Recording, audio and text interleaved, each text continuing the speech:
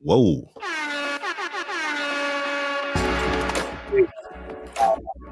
Cowboy Bill over here. Yo, can I tell you something? I'm gonna bring something to your attention. Guess what we just did? What? We just started on time. Oh, okay. Literally. We wasn't waiting, sweating at the last second. Are they Yeah, here? right. It always helps to start shit on time, man. It just does. For sure. But I'm on. Well, Dom's a professional. He Yeah, has his own shit too, so he knows what's up. he knows how to get shit started, right? Facts. I'm on 4.5 hours sleep, bro. That's about geniuses need 5 hours, bro. That's it. We're good. Okay. That's what I heard. Salute to our That's what I brother. do. You do 5? Yeah, I do 5 in a nap. Nice. Salute to our brother, Mr. James Morales. We see you. And Mr. Johnny Chavez, good evening, man. We see you, man. Welcome back. What's going on, boys? Man. So speaking of James, I got the package, one of the products that from his son's business. But I have to have a conversation with him. I think he wants he wanted to send something else or whatever, but we're gonna have a conversation and see what's what. Okay. A lot of things going on. How you doing, brother? You good?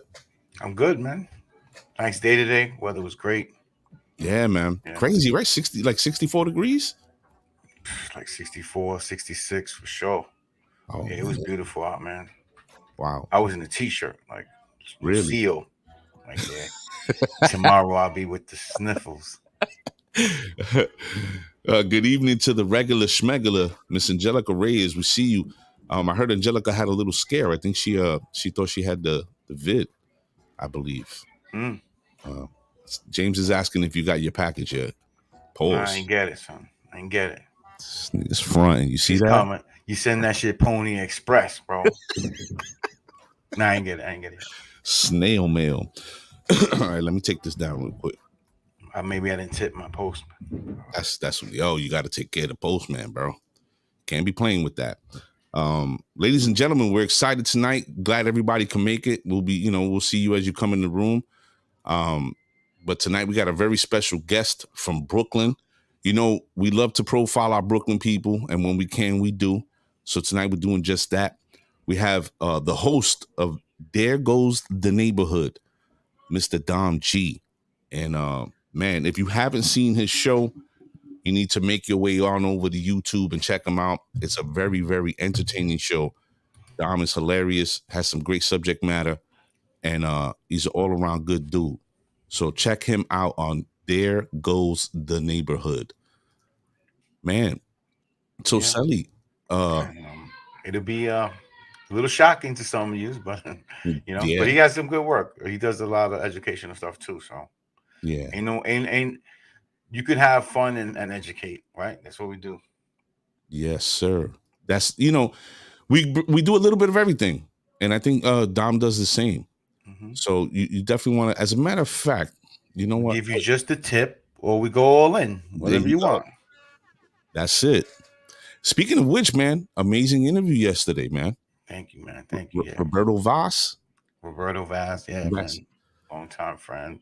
Wow. Great feedback. A lot of new people today hit me up like, yo, not a lot of new people, but a couple, like 3 or 4 new people, like, yo, great job, had, great interview, so makes it worth it, keeps us going. Motivation. Wow, man. But yeah, man, great interview. Roberto brought a lot to the table, and it was just a good time overall, man. I kept looking at the clock going, are we past the tip now? Yeah, we went halfway. Oh man.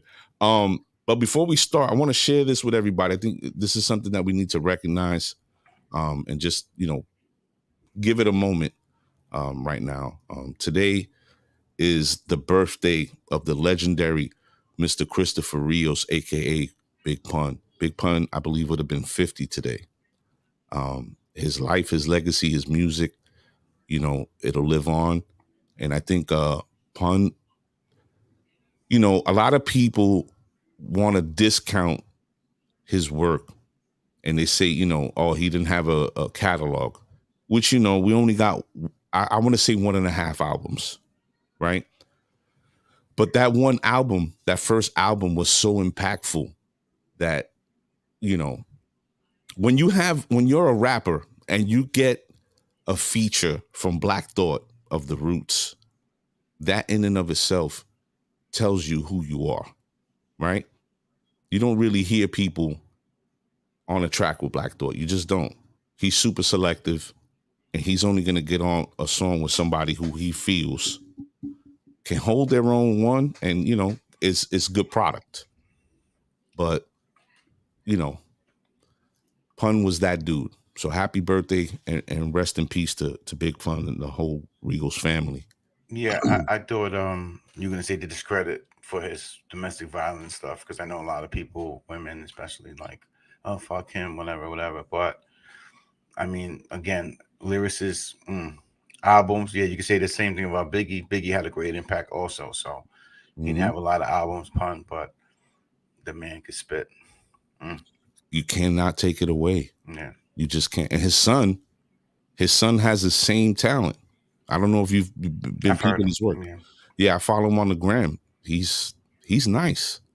It's a shame that, nobody's picking him up, but it is what it is. Yeah. But tonight, again, we have Dom G from Daregoesdaneighborhood. We're gonna bring him in the room. But before we do, I just want to share a little clip so you can understand who he is and what he does. Part of what he does on his show. Let me pull this up for everybody. Mr. A, before you do that, shouts to the veterans, man. Yeah, veterans out there. Thank you for your service. Shout out to all the veterans out there. It is Veterans Day, dude. I'm off. Salute to my father who retired from the Navy. I mean, I know the Navy's not the the most prestigious branch of the military, and a lot of people get a little funny about it. But my dad did I think he did 25 years in the Navy. He's a retired veteran. Salute to him. One of my baby brothers retired from the Army. Salute to him, Mr. Marcus Manuel. And I have so many family members that are military. So salute to the vets out there, man. It's crazy. Wait, Sally, wasn't I well in the military?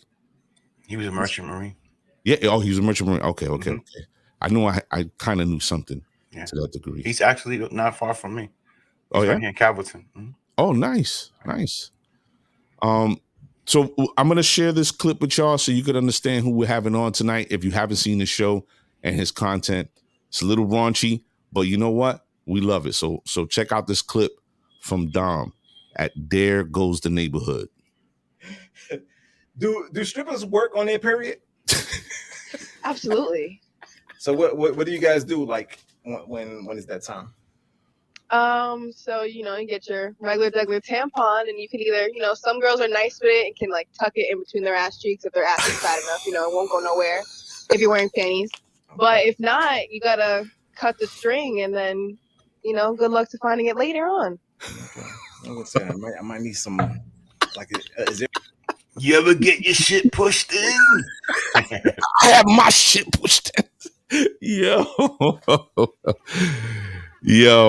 Oh, man. All right. You know what? I think it's time to run the track, yo. We're going to start this show. Y'all ready? Let's go.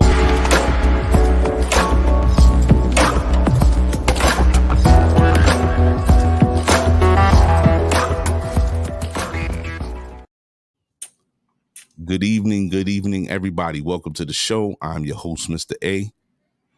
Sully Song in the building, wearing my Aaron Rodgers shirt. Jersey. And this is the set 6145. Tonight, we have a special guest, Mr. Dom G from Daregoesdaneighborhood out of Brooklyn. Great guy. Gonna have a good time and a spirited conversation. So I hope everybody's ready tonight. I think his camera just went down. He blocked us out. Maybe he fell off. Now it's the vid. Oh, yeah, we call it the vid, man. COVID and the Rona. Yeah, I called it the vid. There he goes. All right. So without further ado, let me just play this before we start the show, because we have to warn everybody. We're going to welcome our guest. This show is not for the serious or sensitive individual. I repeat, this show is not for the sensitive or serious individual. In other words, if you sensitive, do you a favor. Definitely do me a favor and get the fuck from around here, player. Yeah. Without further ado, there goes the neighborhood host, Mr. Dom G. Yo. Oh man, what's good, fellas? What's good, man? Ain't nothing. Man. I seen that clip. I said, oh man, it's about to go down. For real. Here we go. I'm trying to think, like, what provoked you to ask that? Like, I'm probably sure a lot of Shelly, have you thought of that before? That's a question that I get asked a lot. I'm not gonna lie. People tend to ask me all the time, like where what the hell were you thinking about? Like, to ask that particular question. I'm like, this is I guess this is kind of a little plug, but if you haven't seen the episode that I put out yesterday with my dad in it, that will explain a lot. I mean, that pretty much explains where I get my mind from. I'm not in control of my mind. Sometimes it just things pop up and I like to say, I'm like, fuck it. Yeah. Whatever, get a laugh out of it. Serious sticks. Let's throw this out there. Yeah. Just to see expressions, like seeing people's the hell, what? Like they're holding a fart? Like, yeah. Ellie, I don't know if you've seen it, but if you haven't, you should check out the episode. Yes, everybody in the room, check out the last episode where he's doing random questions with his father and your uncle, right? Yeah. It wasn't supposed to be an episode, but it just it was just like a little fun we were having. The family was over, and man, we laughed so damn hard. I said, I got to put this out. Man. Yeah, I saw one of the clips. I didn't see the whole episode, but I saw the clip asking him about Brownsville. Yeah, you're gonna piss on yourself, man. You're gonna piss on yourself with that one. It's definitely a good one because the reactions and the answers are like everything comes from a real place. They're not faking it, so it's like, oh shit, he's definitely about that life right now. Oh man, so Dom, welcome to the show. Man, thanks for having me, man. Appreciate you guys. Of course. We're about real people telling real stories. So tonight we definitely want to tell your story. So we all know and understand from the write-up that you're a Brooklyn dude. You're from Brownsville, right? So yes. Where does this journey into entertainment sort of start for you? Does it start like super young in like elementary school, junior high school? Like, where does it start? The bug start for you? I would say the bug started with my brother. My brother's he's 7 years older than I am. Okay. And he used to work for Time Warner when he was younger, and every day he was bringing home different tapes, records, playing all type, hip hop music back in the days, every VIAcom, Big Daddy Kane, everything. And I think that just kind of, at that point, I kind of started falling in love with the music. I would be the kid that would go get my mom's hairbrush, and I'll be in the mirror doing my own little concerts, putting some guy on, and all the top old school joints. And I'm pretty sure I had an audience there. I just couldn't see them, but they were there because I used to be performing in the mirror. All right. And that's where it all started, man. I just kind of fell in love with that kind of entertainment. It was just always there for me. So I heard Time Warner. I'm sure everybody's gonna think Time Warner Cable, but it's not. It's a Warner Music Group. Yeah. The Warner Music Group. Okay. So this carries on. I assume through his time there. And at what point do you start to venture out on your own? Like, all right, listen, I like doing this, but I want to produce. I want to write rhymes. I want to be a comedian. Like, where do you veer off? Well, the music I started writing rhymes, I would say, during high school. Okay. I was doing music a lot. One of my best friends at the time, Master Fool, who people might know from the Lyricist Lounge show on MTV. He starred on that show, and he also was doing music along with my guy, Thurston Howell III, that's from Brooklyn as well. And it became just music was our lives. And, I ended up doing about 2 albums that I never released. But that was, it was in between of my time when I was writing music and also writing comedy skits at the time. And it just kind of was just always there. The music and entertainment was just always there. I would say after the Lyricist Lounge show, I ended up linking up with a guy by the name of GQBeats.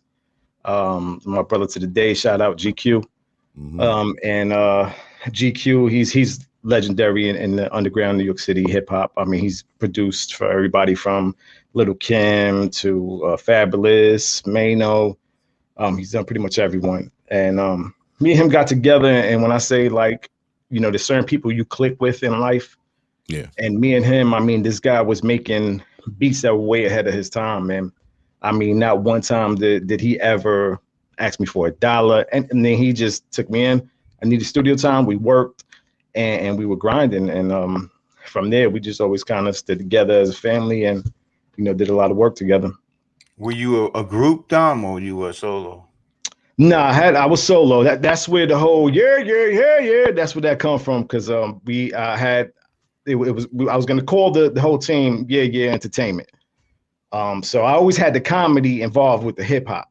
You know, we had a character that we called Craig Benatar, and that was a character that was played by a friend of mine. And he would play this character. So when we're in the studio, you know, we're in Brownsville, some of these studios, and you know, nobody wants to smile when they're in the studio. They doing hip hop, they rapping. We gangster in here, you know. We come in there, we brought a whole different energy. We was over there, you know, we laughing between me or Fool or my man Gil that would do the Craig Benatar. We were just entertaining, you know. It's like we have a good time with the music. Like, you don't need to be tough. I'm not gonna act tough. I'm not tough. I'm not pretending to be no gangsters. Like, we're here to make music. We're here to love what we're doing, and that's where it all came together. So we would always have comedy skits involved with the music. And that's pretty much, I mean, that's how I started to make all my connections. I mean, pretty much in life, in the entertainment business. Was this in the 90s? This was in the 90s, yeah. In the 90s. Shit was 90s, early 2000s. So early 2000s, I'll say. The music scene was definitely different. And when I think of Lyricist Lounge, I think of like, Sally, I don't know if you remember, like in Video Music Box, we used to get like different flavors of music. So we would get music, you know, from New York, but we would also get West Coast. We would get some Southern stuff.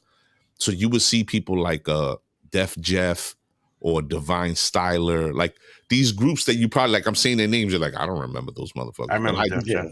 Yeah, like Def Jeff he was like sort of a staple to a degree. But you would get all these different variations of music, right? So the music scene and what it wasn't one thing. There was different, you know what I mean?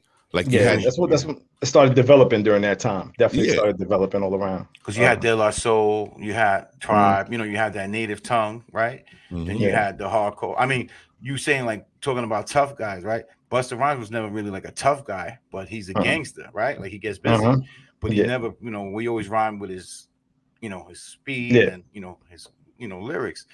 But it's a different, you know, it's a different way now. Now it's not different. That's why I said, like, for me, it was my time. It was, you know, my two favorite rappers of all time, Jay-Z and Biggie. I mean, Big Pun is close third right there. Those were my idols, you know. Also AZ, shout out AZ Money.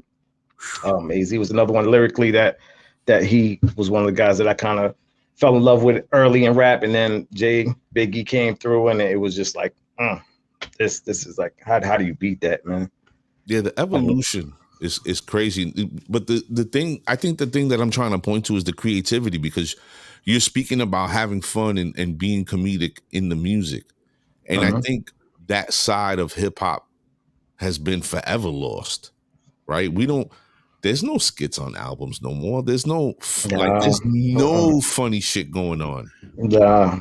And we looked forward to those skits back in the days, you know, like these skits were just entertaining. I mean, you go like to the Wu-Tang albums, you know, like you go Nori. Even like Nori's one of my favorite all time. I mean, his lines, punchline, he's so underestimated. Some of his punchlines were just amazing, man. Who drinks Hennessy straight with tomato juice? Tell me. I just want to know. I ain't never seen it. Hennessy straight with tomato juice. I was like, when he said the line, I was like, what the fuck is Nori talking about? What the fuck is that? Yeah. He definitely carved a lane for himself. But yeah, the skits, the Mad Rapper. The Mad Rapper became, that's what I think. Right? It became a staple in hip hop because we were still playing with the comedy. But we don't have that no more. That in the black and brown community anyway. You couldn't even you couldn't show like love sometimes. It was, what I'm saying? Like, it was just like, that's what I said. People were so afraid to show that fun side. It was like everyone wanted to be a tough guy. It was just everybody wanted to be a tough guy. And it's like, just be you, be yourself, bro. Like, for what?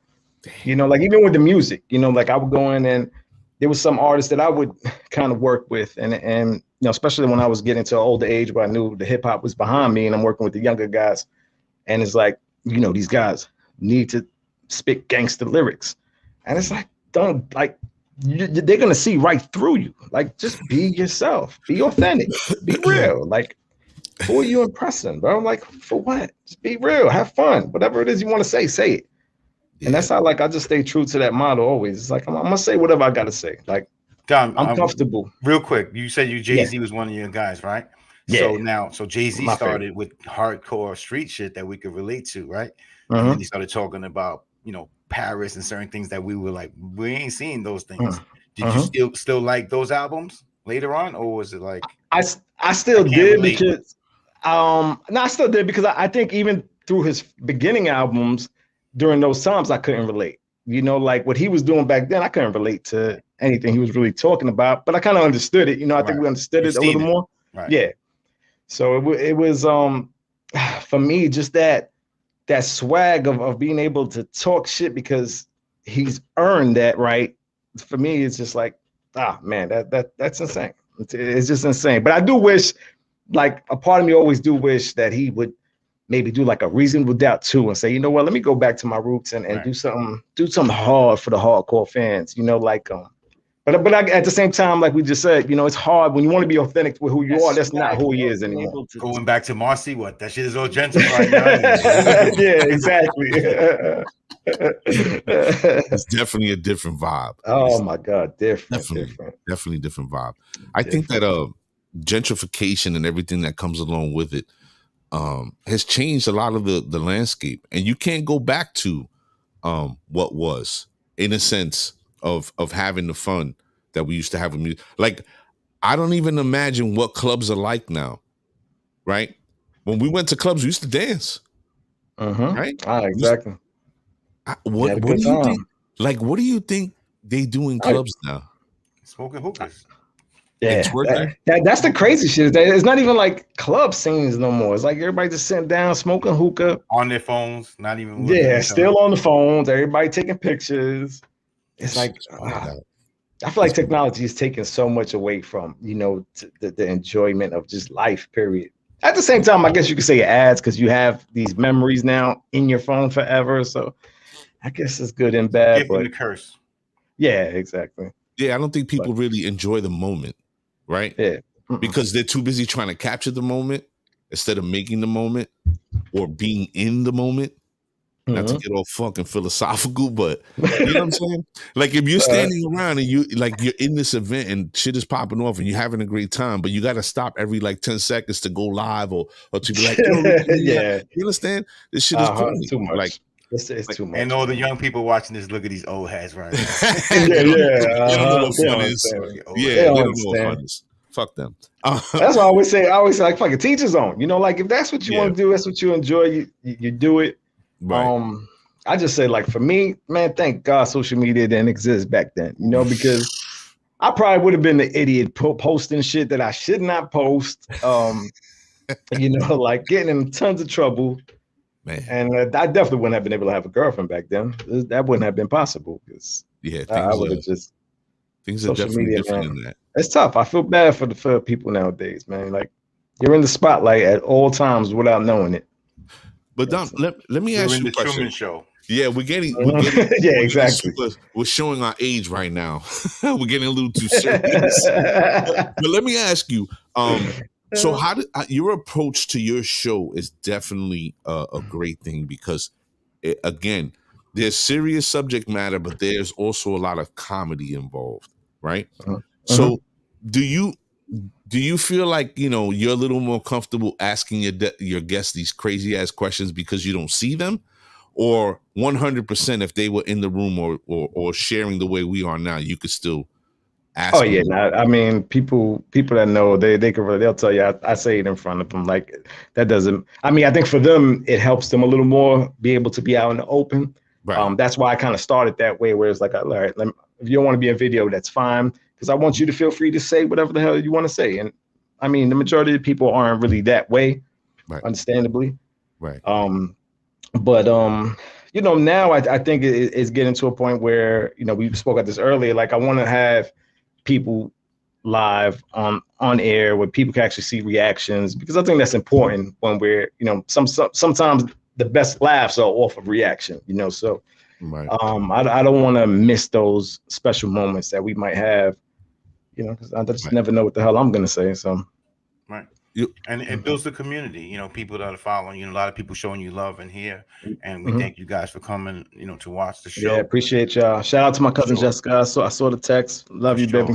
So I think that was something that they could benefit too from it, if you know, if your audience, you know, as an audience, that they could be involved and interact with you guys also. So yep. Do you think that there's any, or not even, let me rephrase that. What subject matter do you think people find to be taboo that you're definitely like, yo, I want to discuss this with somebody? Because I know you had a show. I think did you have a transsexual on your show? Yes, transgender. Transgender. I'm sorry. The people, they get offended. I got the wrong. I'm sorry. I'm old. And listen, I'm one. If you get offended by that, I personally don't give a fuck. You know, like right. I mean, I had she's actually my cousin. Okay. Who has an amazing story behind her life. Okay. And you know, we spoke because, like, for me personally, that's how I would always say transsexual. And I asked her on the show, and I'm like, you know, and she's, oh yeah, they will get offended. They like to be referred to as transgender. Okay. So, you know, I said, all right, well, you know, that was my my lack of knowledge in that area. So it is what it is. But for me, she said, I don't care. Like, you call me transsexual, that's what I am. You know, it's real, like 100%. I get it. Right. So for me, like when that whole shit with Dave Chappelle that just happened, yeah, man, listen, this cancel culture needs to fucking stop. God damn it, like it's ridiculous, man, ridiculous. Like did y'all see the comedy show?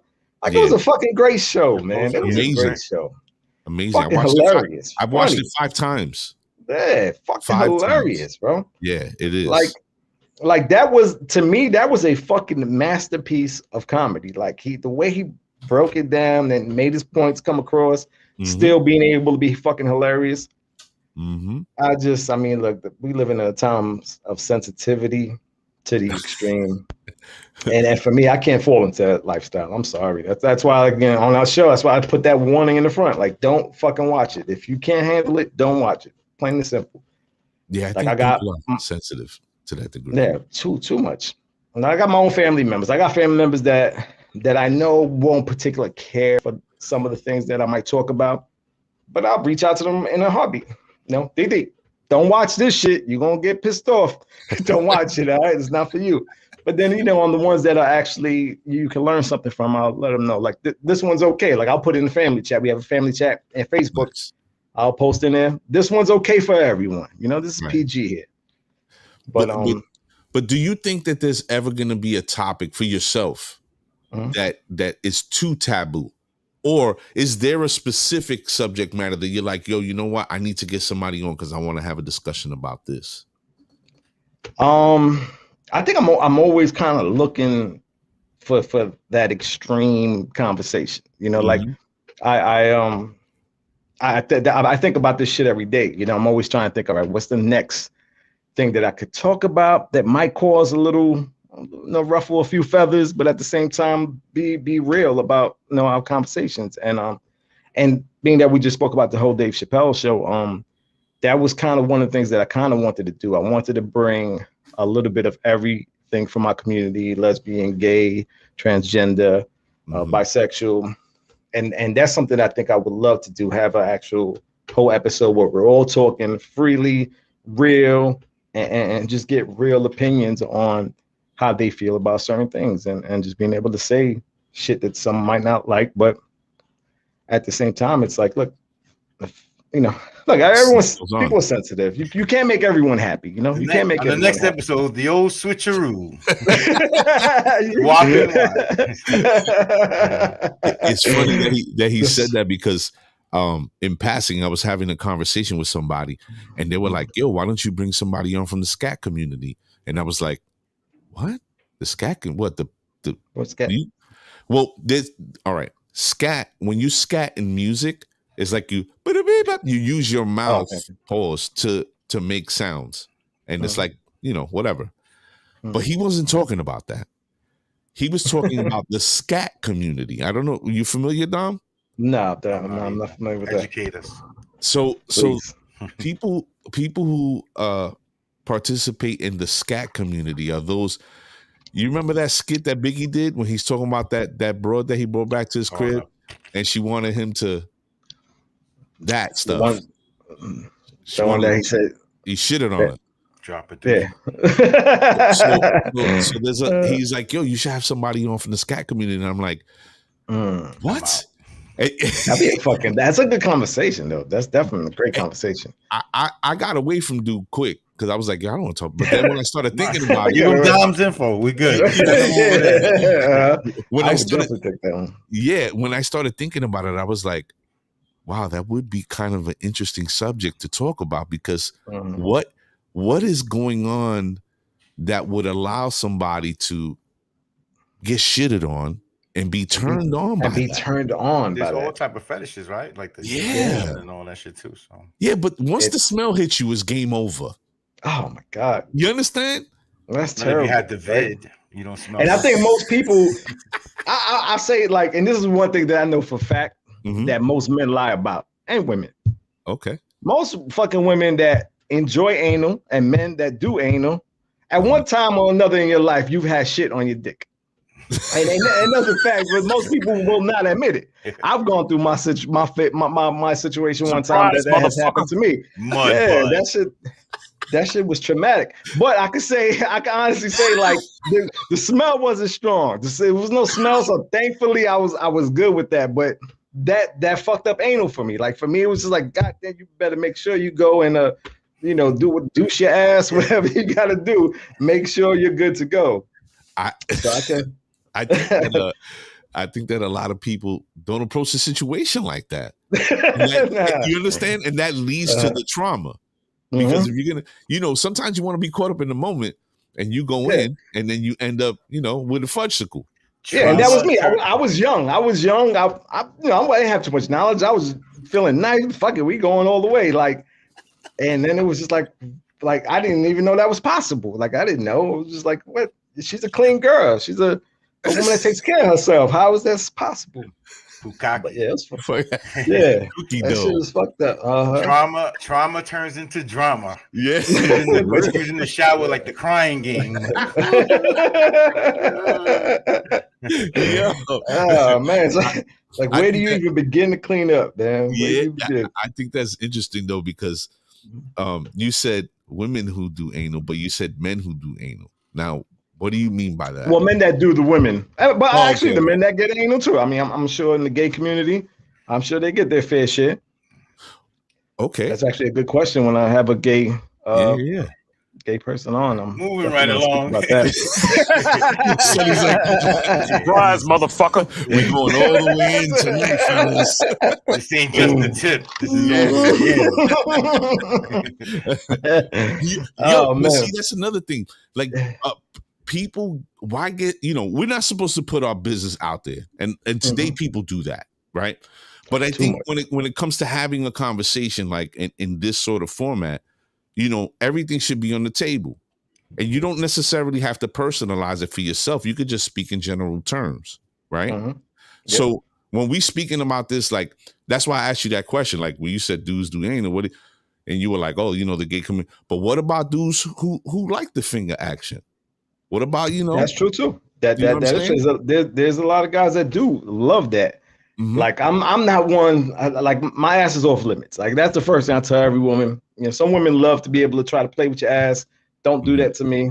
I'm gonna break your finger. You're gonna fuck up the whole. And I'm not one to sit here and say I probably enjoy it. I probably fucking love it, but I don't want it. Like I just don't. I don't need it. Don't want it. Don't do it. Like Dom's like I don't want to find out I like it. Then just leave me alone. yeah. Just let me be. Allow me to have my masculine energy. That's all.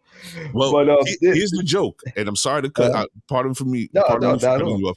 Here's the joke. The male G spot, where do you think is located? That's the ass. Did you know that, Sally? And that's why I don't want anyone to go near it. That can open a lot of doors. I don't want any of those doors open. You open it. Listen, open the back door. I had a girlfriend. I had a girlfriend that told me, which this is something I'm trying to figure out to this day, right? That a guy that she used to mess with used to enjoy her using dildos on him. Pegging him. Yeah. So I'm like, all right. Yeah.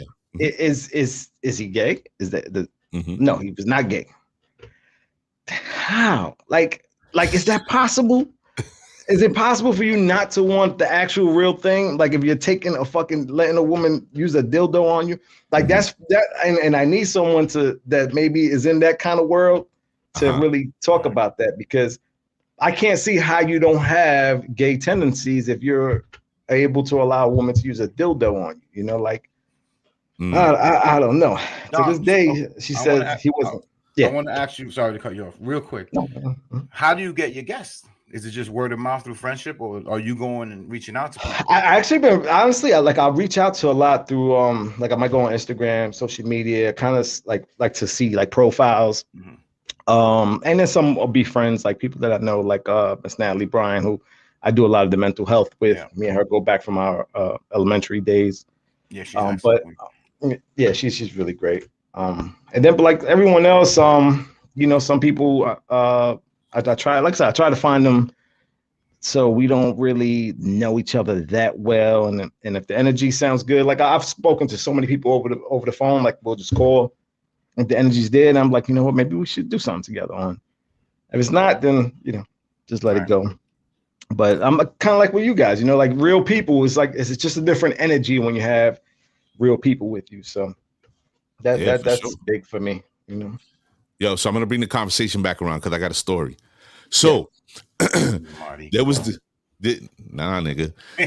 There's this, I got this story from somebody who's really close to me, and I can't really indicate who it is. It's not me, whatever. So this is not me. No, this is the story. This is the story. This is great. Friend of mine. Yeah, right. My friend. So evidently, there's this long-time couple together, right? They've been together a while long, and they have a healthy sex life. But the female is dying to give her man the finger. She's dying to strap on. She is at this cat heavy because they go away, like I said, healthy sex life. Yep. After years and years and years of this woman hounding this dude, he finally gives in. She blew his back out. Needless to say. Like literally? Literally. And then a month or two later, he's like, yo, we can't be together. And she's like, what are you talking about? I'm gay. I'm gay. Now. He was always gay or that? No, but see, I was trying to bring it back around to what you were talking about. You was like, yo, I don't want to because, you know, that's gay tendencies. But ultimately, what I'm saying is this. It's effed up because I never got to find out who the person was because allegedly I know them, right? And two, that dude was always gay. I have to believe he was always gay, yeah. Yeah, for me, you was always gay, right? But what I'm curious to know is, because I know women have especially now in 2021, women have healthy sexual appetites. A lot of women want to play up in the backside, like on a man. What the hell is that about? Is that a control? Do you think it's a control thing, or? I think that definitely plays a part. Is the control factor? Yeah. because Have you something got hang over your head. yeah. I think there's so many women, especially now. It feels like there's a large bisexual community. A lot of women that are even the ones that say they're not bisexual, but they wouldn't mind having a woman in the bedroom. You're bisexual. Stop Tendencies. it. You know, that is. I'm leaving you. Oh, you leaving me? We'll see you leaving me. You're like, oh shit, she's gonna blow me up. She's gonna blow me up. Well, I think on an adult level, I think if you have an adult relationship, you know, whatever goes on between y'all should be between y'all. You know, she's gonna tell one of her girls because evidently that story got to my ears, right? But the reality is people's sexual likes and dislikes should stay within the confines of that relationship.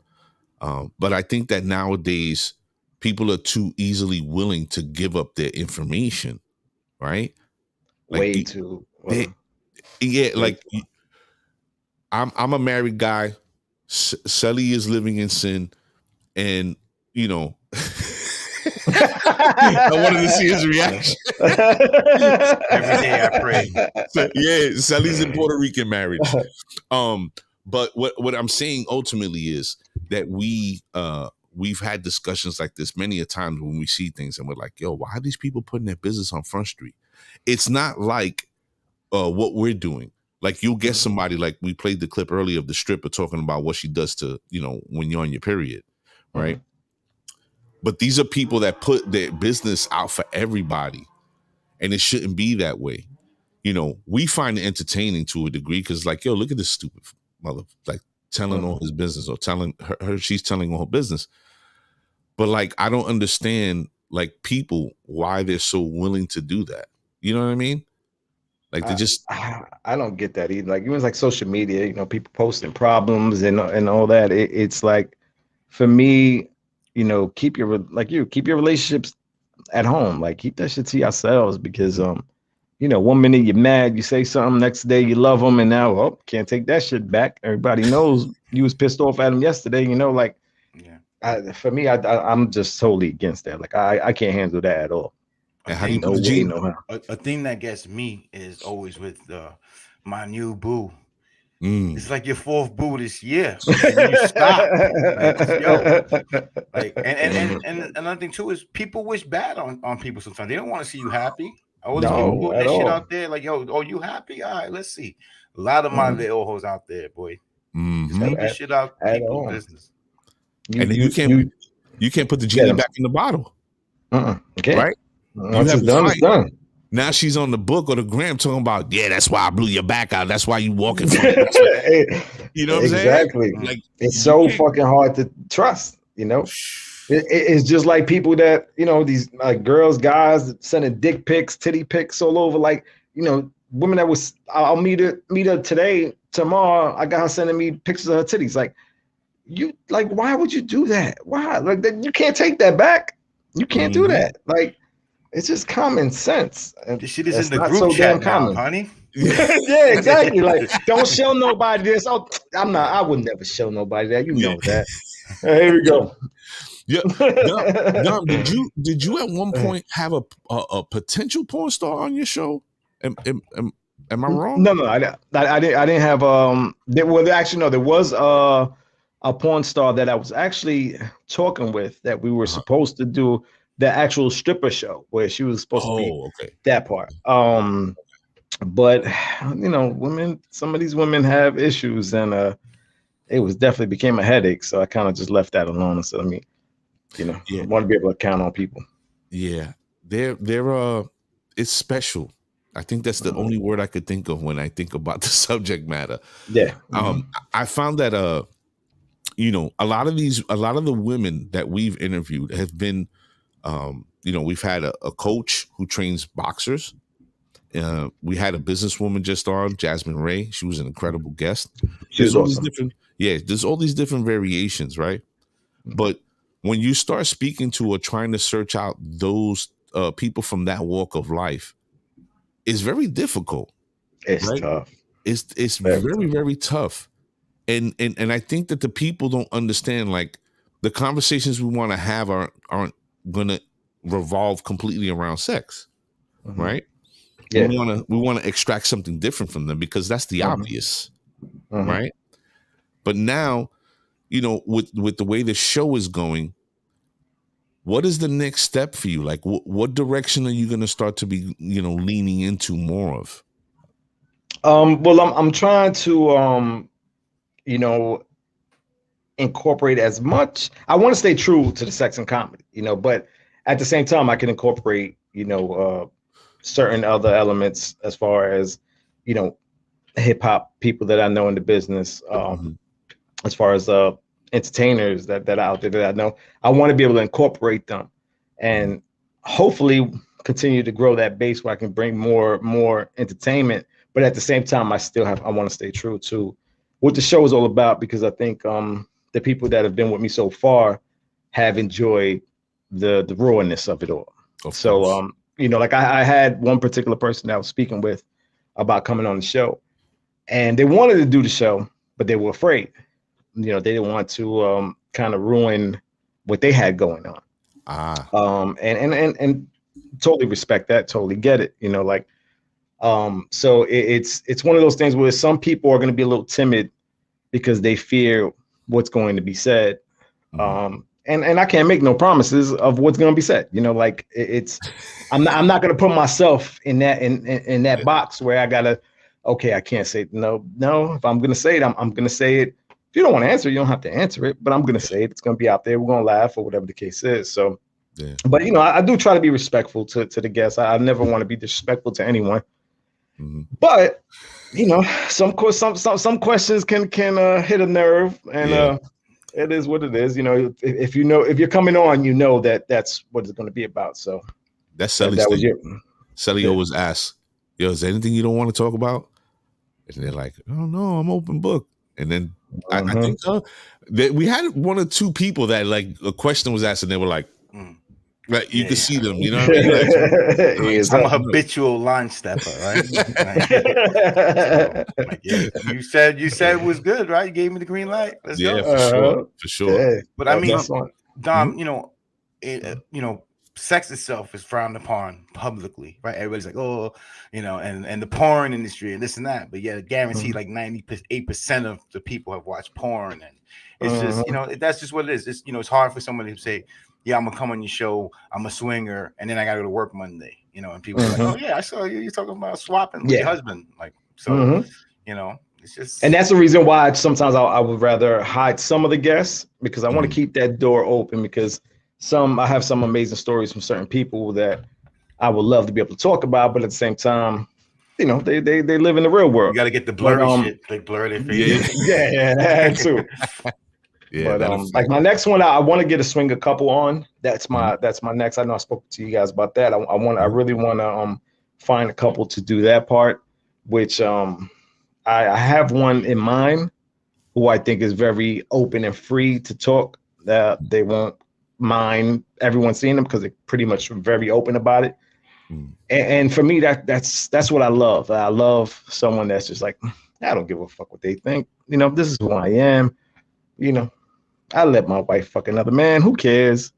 Hey, you're better than me. My pride and ego cannot allow that. Like, to me, that shit is amazing. Like, when I see that, it's so hard for me to see that and say, like, but you really love her? Yeah, I really love her. And you, like, how can you sit there and watch? I could not watch that. I just can't do it. Can't do it. I knew of someone that was in that realm, and they were like, you don't know the feeling of seeing someone else like bang your wife. And I'm like, I know the feeling of me doing it. That's it. Like, I don't need nobody. I don't need nobody to see what anybody else is. Like, now we good. But that goes to like what I was saying earlier, right? Like, I'm not going to knock that, because who knows? Maybe that shit will turn me on, But I'm not willing to take that step, because it's like, especially if it's somebody I care about. If I care about you, like, I'm not going to take that chance of that. I might look at you completely different, like, and I'm not gonna take that chance. Like, if I'm into it a little too hard there,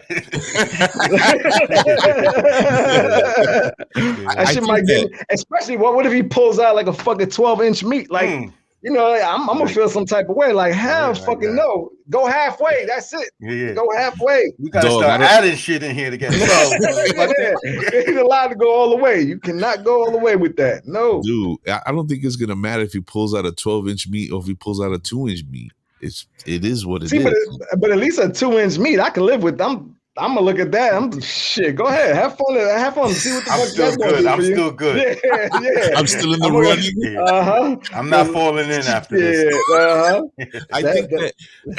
I think that you dudes is retarded. I think that if you are introduced to that lifestyle, you immediately know as a man if you can really rock in that realm, right? Some people are just wired that way. Just like when we were talking about the scat community. Yeah. Some people are just wired that way. Yep. And I think that you know, another dude, like I think your mindset has to be like in somewhere like different. All right, change the scenario. Another woman. Yeah. But see, that's different. That's like for me, I love that. I need that. Gotta have that. How does that play into, like, are you married? Do you have a fiance? Like, what do you got going on with you, Dom? No. I mean, I got a girlfriend. I got a girlfriend. No children. I got one kid. Yeah. Oh, you have a kid. Okay. Yeah. Okay. But for yeah, what was that?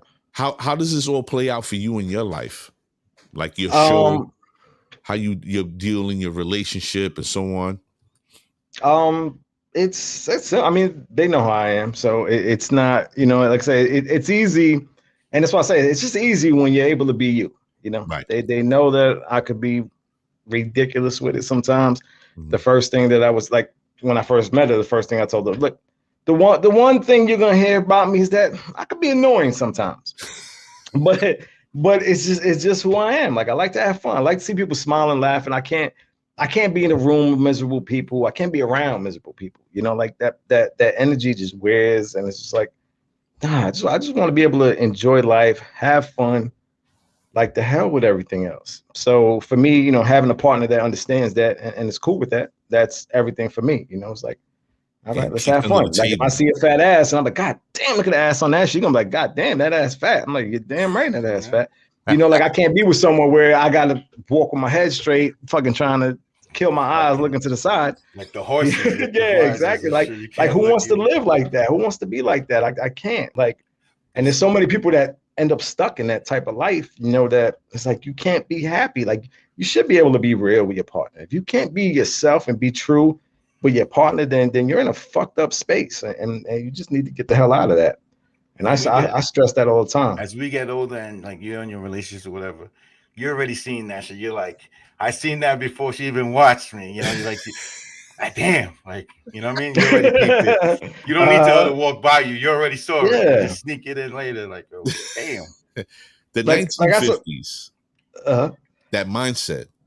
I think people we're liberated. We're in a different space now. And what you said speaks true. Like, if you can't be cool with your partner, and I don't mean I'm gonna let some other dude pound you out cool. Yeah, we ain't never gonna be that cool. Nah, yeah, we ain't never gonna be that cool. But we're gonna know that right from the get-go. Right. All right. If that's one of your fantasies, I'm not the man for you. You know what I mean? Like, there's plenty of other guys that would fulfill that fantasy. Not me. Can't do it. Yeah, and that's the thing. But at the same time, you gotta be able to be with somebody that you actually enjoy being around. Because being committed, like, I'm married. I ain't going nowhere, but she ain't going nowhere either. But I got to see you every day. And in order to be with somebody every day, you got to really like and love that person in every phase of who they are. But you also have to be fucking comfortable. Like, there's couples, Sally, you know people, they together to this day. Miserable. Hate. Miserable. If he's having fun, she's mad. And if she's having fun, he's on the other side of the room. That nigga don't give a fuck. This is why I'm thinking about becoming a relationship expert. And the reason is, I believe I'm a relationship expert because I've had so many damn relationships. So people will come to me, someone that's been married 20 years, they'll come, oh, you don't know nothing about marriage. I'm 20 years with my wife.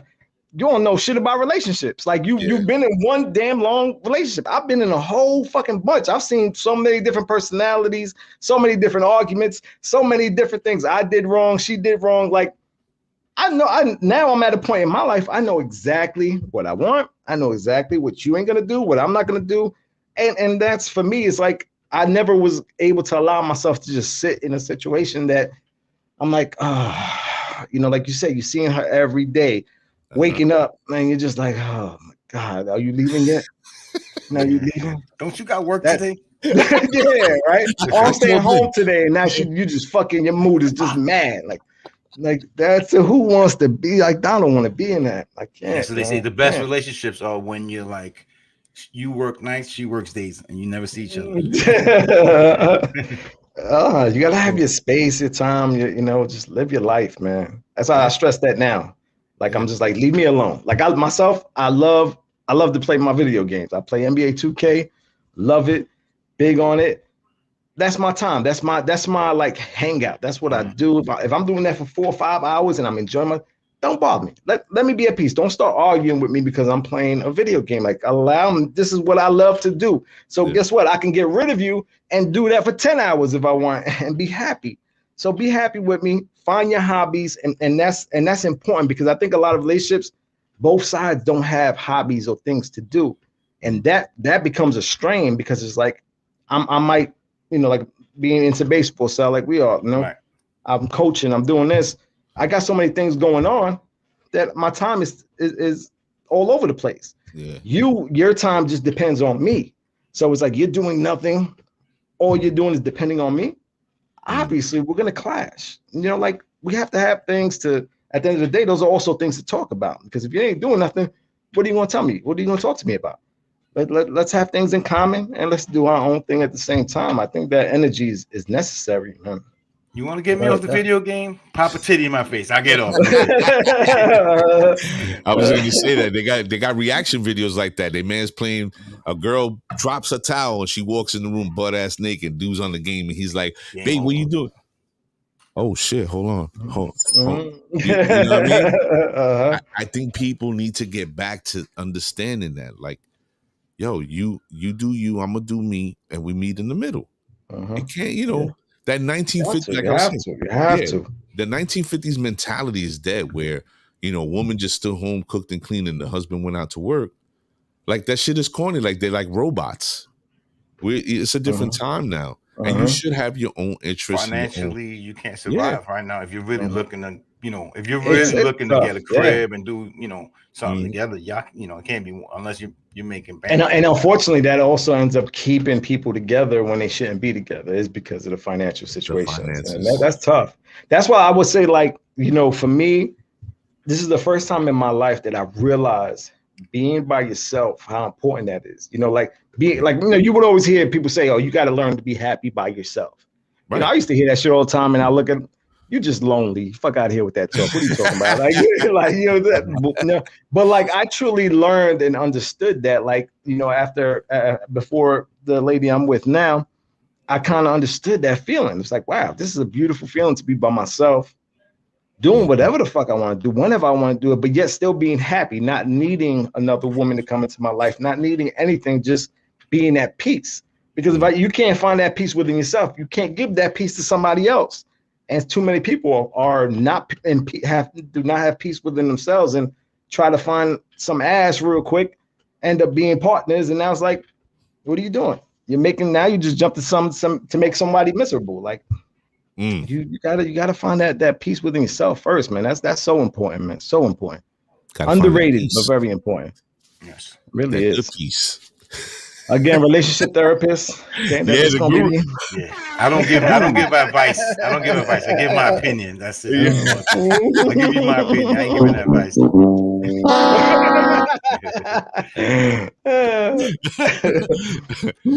So Dom, for the future, what is the future or the direction that you're ultimately like? What's your goal for the show? What would you like to see happen for yourself and or the show? Well, the goal is actually to do the comedy show that the podcast was actually based on. Okay. Daregoesdaneighborhood. If for people that followed me a few years ago, I was first promoting There Goes the Neighborhood as a TV show, which at the time was, I don't want to give it all up, but I pretty much wrote the whole first season of the show. Okay. My buddy GQBeats that spoke about earlier, he has a close friend who actually just became vice president of CBS VIAcom. Great best friend to fucking have there. Yeah, awesome. Shit. So our plan was like, let's get the show done. And, I got busy, wrote the whole show up. And we were pretty much ready to go. And that's when COVID hit. And COVID kind of just threw everything back for us. Wow. The guy that I had that was supposed to be the star of the show, he ended up having to move out to Atlanta. So that kind of put a setback to trying to fill it. Well, that was my buddy Master Fool. Right. And for those people that know him, everyone that knows him knows he's a character you just can't replace. He's a one of a kind. And for those that want to see him, just look up Master Fool on YouTube or Lyricist Lounge Show, and you'll see how entertaining this guy is. So it was hard to replace him. But we at the moment now, we actually just filled in a few roles, and we've been speaking about actually starting the process of recording again and just trying to get the pilot done. So nice. GQ kind of get it done and send it to his buddy, and hopefully he can lead us in the right direction. So. Dom, so you write that as like sketch comedy, or you write that as like a show, like a half an hour show? It's actually it's actually going to be a reality within a reality show. I mean, I could give you the basis of what it was about. Being that during the times when I was writing it, it was Trump was president, so I had a character on the show that was like Donald Trump. The guy was a producer that does not like minorities. And what he did was, his goal was to try to make the Black and Spanish people look bad. So he wanted to do, he was with some friends. They had the idea of producing the show, of showing why you wouldn't want a Spanish or Black guy to move next to you. There Goes the Neighborhood, right? So that was the purpose. So he decided he was going to do a show like that. But he was going to try to twist it around and make the show where he was trying to show people why it's okay to have Black and Spanish people around. But he was hoping that the character, which was going to be my buddy Fool, would fuck up so badly that it would make us look terrible. So the way the show was kind of written out was that it was going to be like a Tom and Jerry kind of effect, where every time that producer would put Fool in a situation to fail, he would just make everyone love him. Everybody loved him. It was just a party. It was entertainment, and it was just a great time. And to the point where the producer would just get so pissed off that he's continuing to try to make us fail. And every time it just became something where people loved them. And that was kind of where it was heading for the show. So that's where we're going back to now. So I'm looking forward to starting on that. I'm pretty hyped for that one. I'm hearing all the fake fucking recorded applause lines to go to make it like real cheesy and shit. The fake crowd. Yeah. That sounds like a great premise though. Yeah. Right? Good luck, my bro. Yeah, thanks, brother. Thanks, man. That shit is crazy. We got writers, we got comedians, we got MCs, producers, cinematographers, baseball players, basketball players. We got everybody here at the set. And tonight we had our special guest, Mr. Dom G from There Goes the Neighborhood. And the show might have been a little tame. I think that we really refrained from going deep. Pause. Yeah, we did.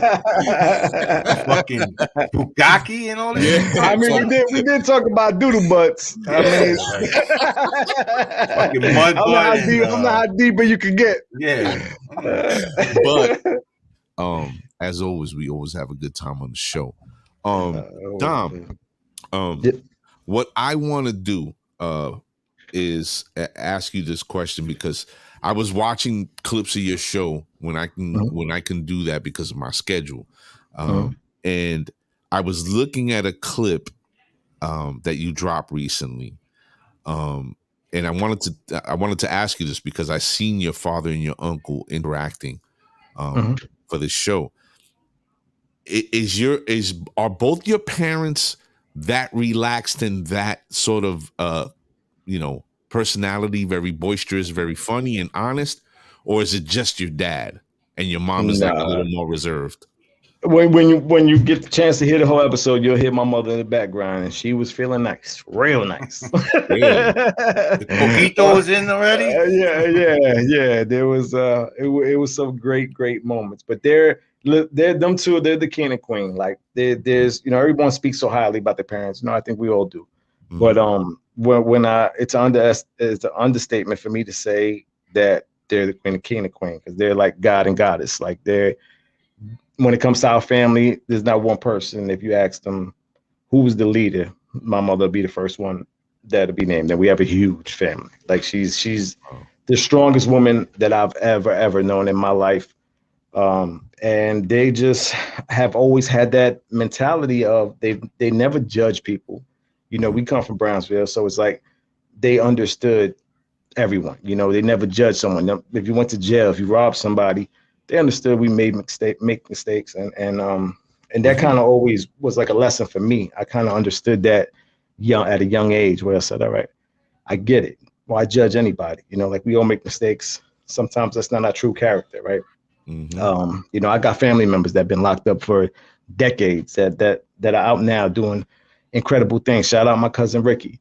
He did a hell of a long time in jail and came out, has done an incredible job, and has a daughter, wife, beautiful home. So it's one of those things where I say, you don't judge people, love people, have fun, and at the same time be you. And that's my parents have always been. They're wild and crazy. They have a good time.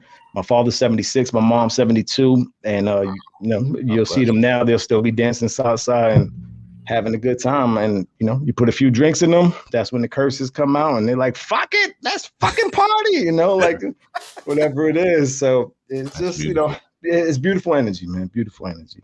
Man. Definitely love you, mom and pop. Love you guys. Let's give it up for mom and pop, though. Yeah, absolutely. Wow. Sally, stop punching your microphone. This guy's been punching his mic for the past 3 weeks. Like I don't know if you catch it. You hear it, and I'm like, bro, stop punching your damn mic. I got loose hands, bro. I got loose hands. Ladies and gentlemen, if you just joined, you are shit out of luck. I want to give a special thank you to our guest. We've been talking about this for a while. We finally got him on the show. I hope everybody was thoroughly entertained by the conversation. This is probably not the last time you're going to see Dom here or us together, because we're probably going to do something in the future. Sure. Absolutely. Without a doubt. Yeah, but we definitely want to thank you, Dom, for coming on the show. We're definitely going to be, as always, supporting. And you're part of the set family. If there's anything going on you want to promote, whatever, you just reach out, say the word, and we got you. And vice versa, man. Thank you guys so much for having me on, man. Like this was great, man. Great entertainment. Like I said, to be able to speak to two Latino men that I respect, really respect. And I just want to say thank you. And There Goes the Neighborhood is also a foundation for you guys. So whenever you guys are ready, and if you ever have one of your own cocky experiences and y'all want to come on and talk about it. When you go on location, when you do live and you have the strippers there, just let me know. I'm in. You got it. I want to see the bungee cord. Fucking do pateles with them. Who's the best tampon hider? Let's say we're gonna play hide and seek. Oh my God, ladies and gentlemen, our guy Dom G from There Goes the Neighborhood. We're gonna close out the show. Lay in the cut. We'll speak to you behind the scenes. All right. Sounds good, fellas. All right. Thank you again, man. Ladies and gentlemen, Mr. Dom G from There Goes the Neighborhood. Man, that's one cool brother. For sure. Funny as shit too. The Doodoo Brown thing got me a little stuck right now. If you like what you heard today, please subscribe to the channel. There you go. 6145. Yes. Listen, we need to build our community. So we're, everybody who came in that's new tonight, if you could, please go over to YouTube. Just pick up your phone. Go to YouTube. subscribe to the set 6145. And everybody from our side, go over to YouTube. There Goes the Neighborhood with Dom G, and subscribe to his channel. We need the support. You know what I'm saying? Sally. Yes, sir. Man, next week we're gonna chop it up. Yeah. No, next week. Oh, I'm sorry. Next week is somebody special. We moved Wayne Slater Sr. over to you. To here. So we're gonna have Wayne Slater Sr. here. So a lot of stories. People get ready for that one. It's gonna be a special one. This gentleman he's bringing history to the table. And I don't mean boring history. I mean real life history. And you don't want to miss it. So make sure you're with us next week. And get ready for them holidays. Holidays is coming around the corner. It's a holiday, right? Yeah, for sure.